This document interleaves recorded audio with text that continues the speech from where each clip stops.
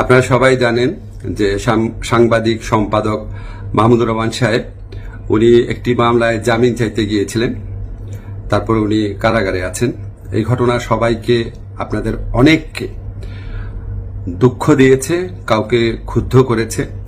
আপনাদের কাছে মনে হয়েছে যে এরকম একটা ছাত্র জনতার বিপ্লবের পর আসা সরকার, এই সরকারের সময় কেন ফ্যাসিবাদ বিরোধী লড়াইয়ের অন্যতম অগ্রনায়ক মাহমুদুর রহমান ভাই কেন এখানে কারাগারে আছেন। তো আমি আপনাদেরকে একটু ব্যাখ্যা করি বিষয়টা। প্রথমেই বলে রাখি, আমি ওনাকে খুবই শ্রদ্ধা করি। এদেশে শেখ হাসিনার যে ফ্যাসিবাদী শাসন ছিল, সেটার বিরুদ্ধে যে লড়াইটা আমাদের, সেটার সূচনা করেছিলেন, বুদ্ধিবৃত্তিকভাবে তিনি সূচনা করেছিলেন, এবং এই জন্য ওনাকে প্রচন্ড নিপীড়ন, নির্যাতন ভোগ করতে হয়েছে, যেটার সাথে মানে কোনো কিছুর তুলনা হয় না আর কি। তো উনাকে একটা অবিশ্বাস্য, একটা চরম ভুয়া মামলায় ওনাকে ফ্যাসিস্ট শেখ হাসিনা সরকার ওনাকে শাস্তি দিয়েছিল। ট্রায়াল ইন অ্যাবসেন্সিয়া হয়েছিল, ওনার অবর্তমানে শাস্তি দিয়েছিল। অবিশ্বাস্য মামলা একটা, এবং এই মামলার মেরিট নিয়েও প্রশ্ন তোলা যেতে পারে, কিন্তু বিচার কার্যটা সম্পন্ন হয়ে গিয়েছিল এবং ওনাকে শাস্তি দেওয়া অলরেডি হয়ে গিয়েছিল। তো উনি যখন এখানে আপনার বাংলাদেশে আসলেন, আসার আগে কিছুদিন আগে ওনার স্ত্রী, আমাদের শ্রদ্ধেয় ভাবি, ওনার বিরুদ্ধেও একটা অত্যন্ত মানে অগ্রহণযোগ্য ভিত্তিহীন মামলা করা হয়েছিল।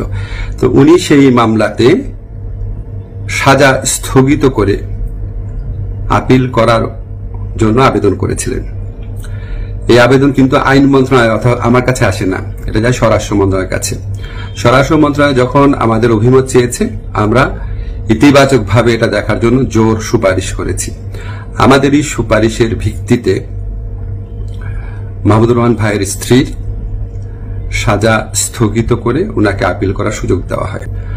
মাহমুদুর রহমান ভাই যেই মামলায় শাস্তি পেয়ে আজকে জেলে আছেন, এক্স্যাক্টলি এই মামলায় আরেকজন বরেণ্য সাংবাদিক শফিক রহমান, উনারও সাজা হয়েছিল। উনি ঠিক একইভাবে মাহমুদুর রহমান সাহেবের যে স্ত্রী আছে, উনি যেমন আবেদন করেছিলেন যে সাজা স্থগিত রেখে আপিল করার জন্য, উনি একইভাবে সেই আবেদন করেছিলেন। আমাদের আইন মন্ত্রণালয়ের মতামতের ভিত্তিতে শফিক রহমান সাহেবেরও সাজা স্থগিত করে ওনাকে মুক্ত মানুষ হিসাবে আপিল করার জন্য যে ওনার যে আবেদনটা ছিল সেটা অ্যাপ্রুভ করা হয়। মাহমুদুর রহমান ভাই এটা করেন নাই। আপনারা সবাই জানেন উনার অত্যন্ত স্ট্রং আত্মসম্মান বোধ, উনি খুব দৃঢ়চেতা মানুষ, খুবই দৃঢ়চেতা মানুষ, প্রচন্ড দেশপ্রেমিক মানুষ।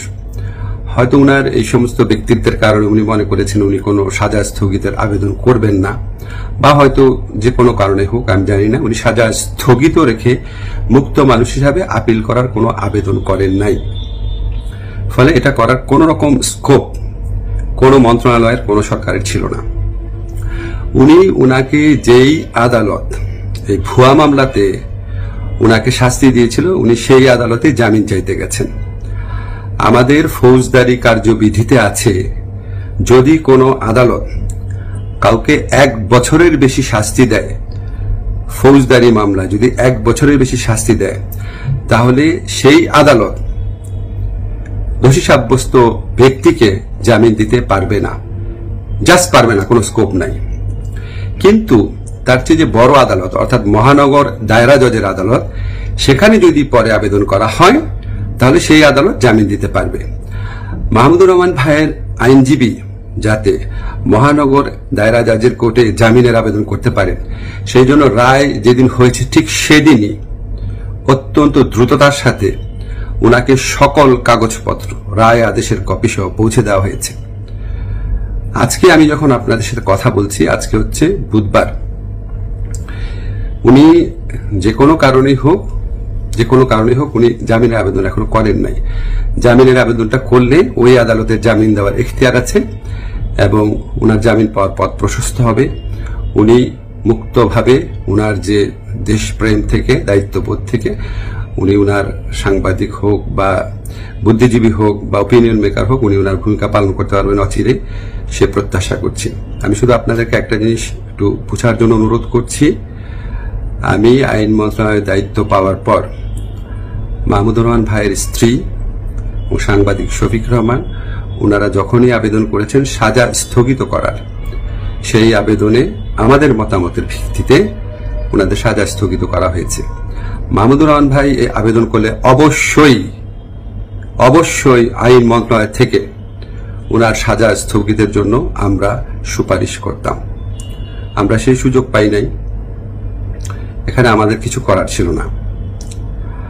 আমরা মনে করি যে মাহমুদুর রহমান ভাই উনি যত তাড়াতাড়ি, আমরা বলতে আমি নিজের কথা বলছি, যত তাড়াতাড়ি মুক্ত হয়ে আমাদের এই দেশ করার যুদ্ধে উনার জায়গা থেকে নেতৃত্ব দিবেন, তত এটা দেশের জন্য মঙ্গলজনক।